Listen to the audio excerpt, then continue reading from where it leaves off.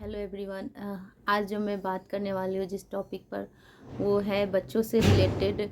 जो बच्चे 2.5 साल के हैं और जिनके पेरेंट्स को आइडिया नहीं होता है कि हम अपने बच्चे को क्या करवाएं, और उस टाइम बहुत मतलब कि ये पेरेंट्स जो है बहुत ज़्यादा डिप्रेशन में जाते हैं या फिर टेंशन में आ जाते हैं, और उस टाइम आइडिया नहीं होता है कि हमारे बच्चे में हो क्या क्या। मतलब मुझे भी ऐसा ही था। जब अस्मित के बारे में पता चला था तो मैं भी वैसे ही थी कि मुझे कुछ पता नहीं होता था, जो लोग जो बोलते थे वैसे ही मैं करती थी, और अपने आप को मतलब ये समझ ही नहीं आ रहा था। कई बार आप गूगल पे सर्च कर रहे हो और पता चले कि ये ठीक नहीं होने वाला है, उस टाइम तो ऐसा लगता है जैसे कि क्या ही हो गया, हमारी तो दुनिया ही बदल गई।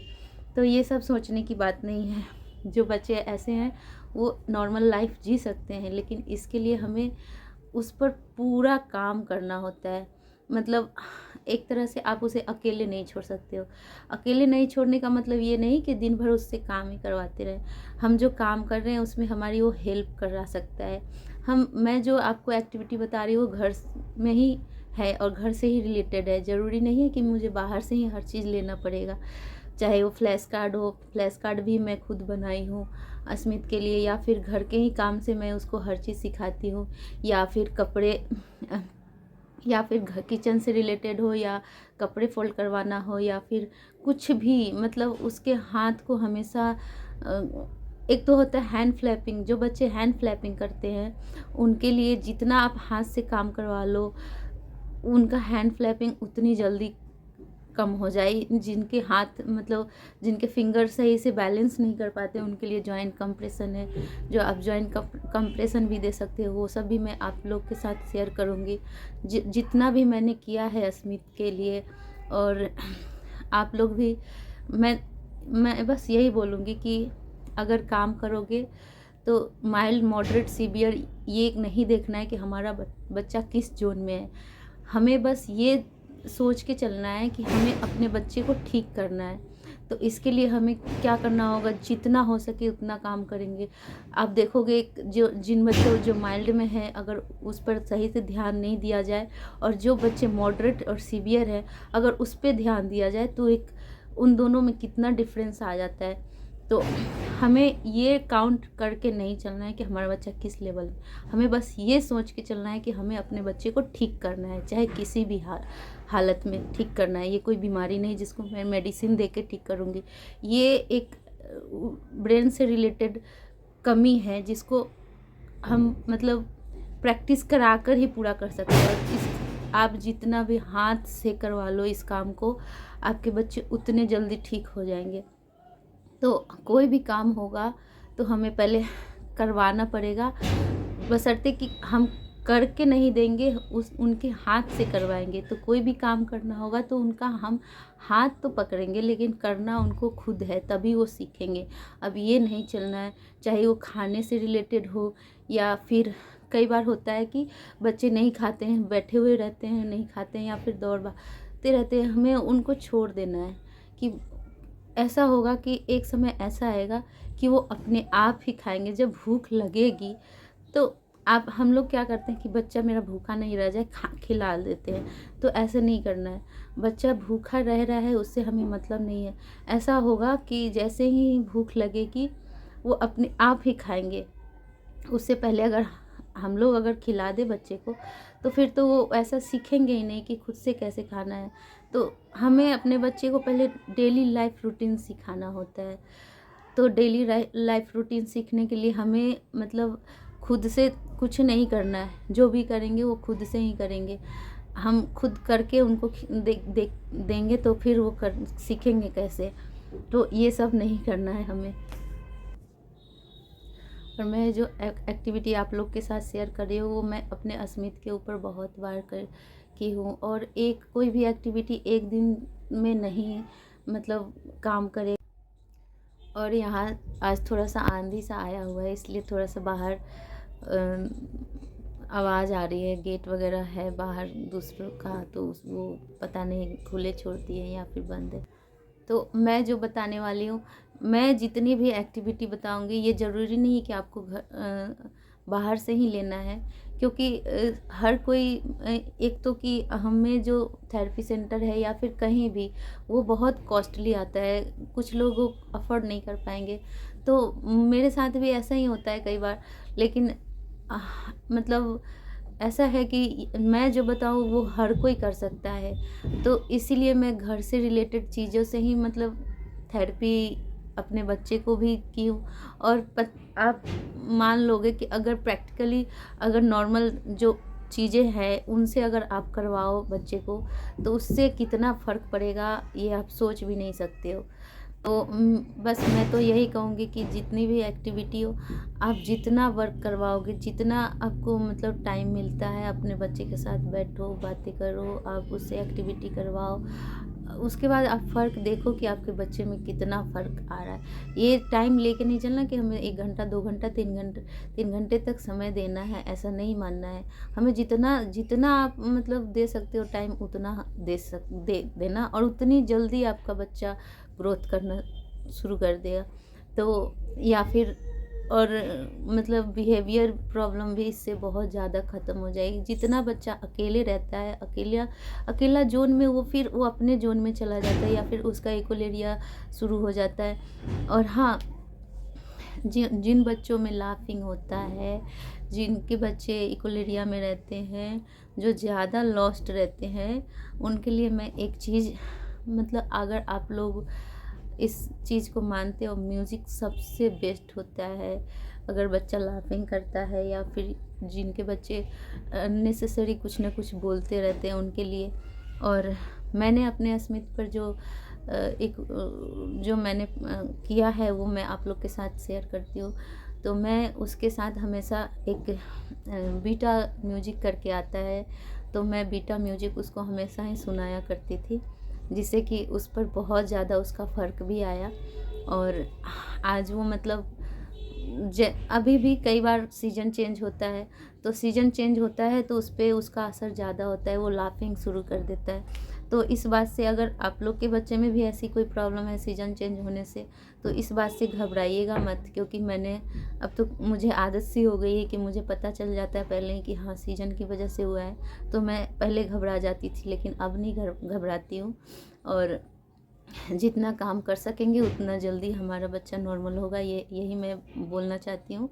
और मैं जो एक्टिविटी बताऊँगी वो सारे घर से रिलेटेड ही होंगे, तो आप लोग भी करवा सकते हो, कर सकते हो। और उसमें आपको कोई भीड़ भी नहीं है ज़्यादा टाइम।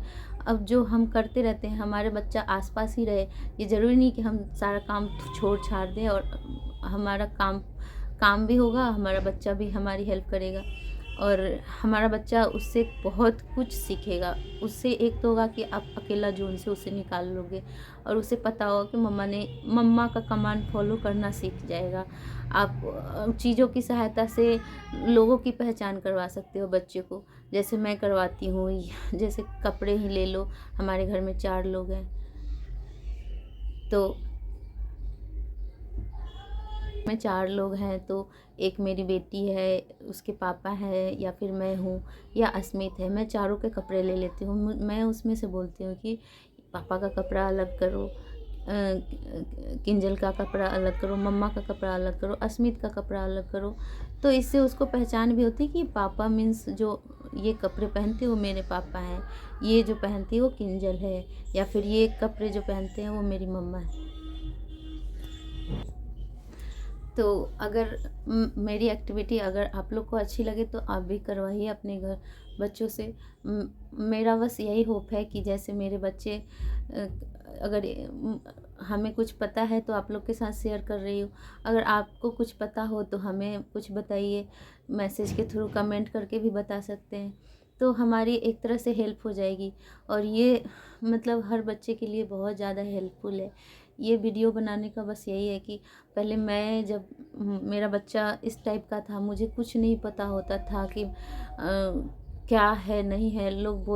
थेरेपी सेंटर में अगर बताते भी थे तो मुझे उतना समझ नहीं आता था, तो मैं यहाँ फ़ोन पर सर्च करती थी।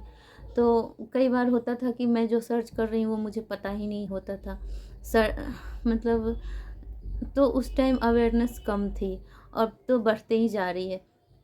तो इससे हमें बहुत ज़्यादा फ़ायदा मिलता है। और हमें आइडिया भी होता है कि हम अपने बच्चे को क्या क्या करवा सकते हैं। और तो बस मतलब कोई भी एक्टिविटी हो, एक एक्टिविटी से आप कितना कुछ करवा सकते हो, एक एक्टिविटी से हमारे बच्चे में कितना फ़ायदा हो सकता है, बहुत कुछ हो सकता है। और हाइपर एक्टिविटी के लिए तो मैं बस यही कहूँगी, आपका बच्चा जितना एनर्जी लॉस्ट करे उतना अच्छा होता है। जो बच्चे हाइपर होते हैं पहले उनका एनर्जी कहीं ना कहीं लॉस्ट करवाना ही पड़ता है, या फिर उनको रनिंग वॉकिंग करवा ले या फिर पार्क ले जाएं। जो बच्चे हाइपर एक्टिव हैं उनको आप डेली पार्क ले जा सकते हैं, वहाँ पे आप स्लाइड दिलवा सकते हैं, उन्हें आप जंप करवा सकते हैं। बहुत से मतलब पार्क में तो बहुत कुछ होते हैं जो आप उनको दिलवा सकते हैं। और जितने जा सबसे परफेक्ट होता है कि आप उनको स्लाइड दिलवा दे, जितना 10 बार 20 बार जितना ले सके उतना दिलवा दे, उठक बैठक करवा ले।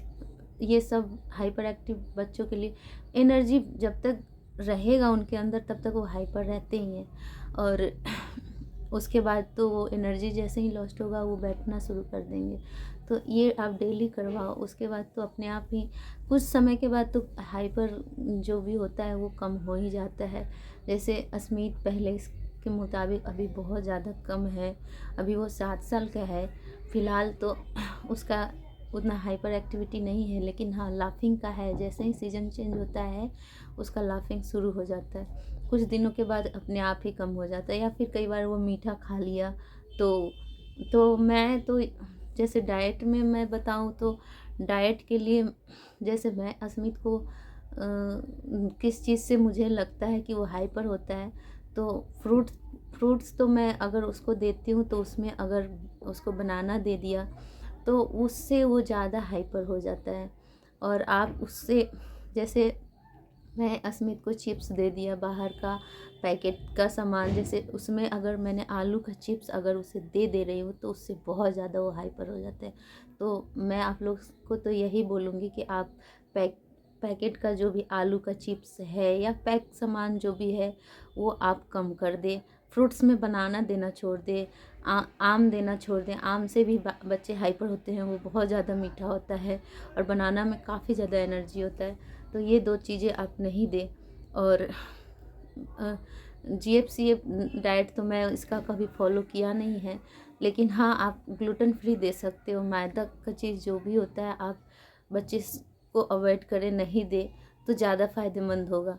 और हम मेरे ख्याल से जितना भी फ्रूट्स है वो आप सैलेड दे सकते हो, जितना आप बच्चा खा सके उतना आप सैलेड दे सकते हो। आप मतलब जिन बच्चों को कॉन्स्टिपेशन का समस्या है, और पता है क्या, जिन बच्चों का जो पेट अपसेट रहता है वो बच्चे और ज़्यादा हाइपर होते हैं। तो कब्ज की समस्या जिन बच्चों में होती है वो और ज़्यादा हाइपर हो जाते हैं, इसलिए आप उनको सैलेड भी दे सकते हैं। और मतलब मैं जैसे देती हूँ उस हिसाब से मुझे लगता है कि मेरा बच्चा किससे हाइपर है किससे नहीं है, तो मुझे पता चल जाता है कि किस चीज़ को खाने से ज़्यादा हाइपर है। और चॉकलेट वगैरह तो आप देना ही नहीं है, चॉकलेट तो बिल्कुल ही नहीं देना है, क्योंकि चॉकलेट है या फिर चिप्स है, ये सब सामान से और ज़्यादा हाइपर हो जाता है मेरा अस्मित। तो मुझे लगता है बाकी बच्चों जो हाइपर हैं उनके लिए ये सब देना बहुत ही ख़तरनाक है। और वैसे भी आप कहीं भी जाओगे मीठा और दूध से बना कोई भी सामान मना ही करते हैं, दूध दही पनीर हो ये सब मना करते हैं। तो अस्मित वैसे दूध वगैरह उसे पसंद भी नहीं है तो मैं देती भी नहीं हूँ। बाकी ड्राई फ्रूट्स वगैरह तो बेनिफिट देता ही है, तो आप ड्राई फ्रूट्स वगैरह देना। और रोटी कम कर देना, चावल ज़्यादा दे सकते हो आप उसे, चावल दाल है या फिर घर में सूजी से बना उपमा दलिया वगैरह जो भी होता है हर चीज़ दे सकते हैं बच्चे को खाने के लिए। तो ये सब देंगे तो उसके साथ कॉन्स्टिपेशन हो ही जाएगा। तो उसके लिए आप सैलेड, आप डेली सलाद दे सकते हो बच्चे को खाने के लिए। खीरा है, गाजर है, ककड़ी है, ये सारे मूली है, ये सब इसमें स्वीटनेस भी कम है। और ये मतलब जिनको माउथ की प्रॉब्लम है, जिनको चबाने में प्रॉब्लम है, उन बच्चों के लिए बहुत ज़्यादा फ़ायदेमंद होता है। तो ये सब भी आप दे सकते हो। तो मेरा बस इसमें इतना ही था, फिर मैं आगे मिलूँगी अगले जो भी टॉपिक होगा, मुझे लगेगा कि इससे मुझे वीडियो बनाना है तो मैं वो उस टॉपिक पर मैं बनाऊंगी। तब तक के लिए आप जो मैं एक्टिविटी अस्मी से करवाती हूँ या फिर मुझे लगता है ये एक्टिविटी आप लोग के लिए फ़ायदेमंद है, मैं आपको दिखाते रहूँगी। और आज भी मैं एक एक्टिविटी आप लोग के साथ शेयर करूँगी, तो देख लीजिएगा कि उसमें अस्मित से मैं क्या करवा रही हूँ और आपको कैसे फ़ायदा करेगा इस चीज़ से। तब तक के लिए बाय, थैंक यू।